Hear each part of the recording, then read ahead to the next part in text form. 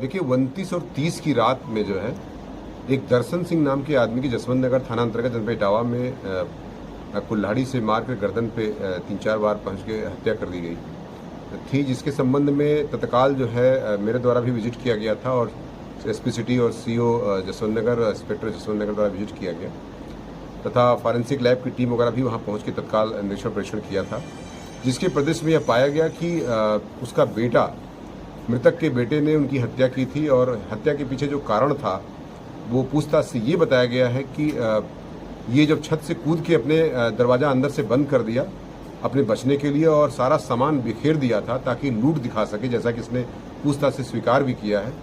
और उस संबंध में उसने एक बुढ़िया माता ने इनको देख लिया था भागते हुए, जिसके आधार पर ये काफ़ी कुछ चीज़ें खुल गई और संबंधित व्यक्ति को गिरफ्तार किया गया, जो उनका बेटा, अपना सगा बेटा है। और उसने मूल वजह ये थी कि उनकी पत्नी पर वो बदनीयत रखते थे, कमरे वगैरह में झांकने वाली बात भी उसने स्वीकार की है तथा जो अभी एक नवजात शिशु बेटी पैदा हुई है, उनकी 1.5-2 साल पहले शादी हुई छिबरा मऊ में, इसका ससुराल है, उसके बारे में भी खराब कमेंट किया था। और इनका ये कहना था पिता का कि तुम कोई काम नहीं करते हो,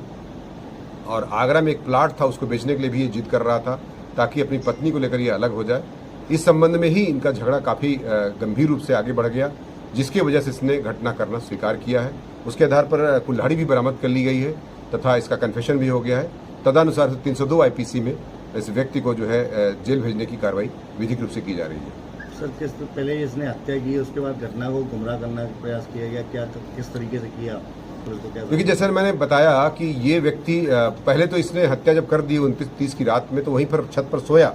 छत पर सोने के बाद जब इससे शराब का नशा इसका उतरा तो ये इसको एहसास हुआ और अपना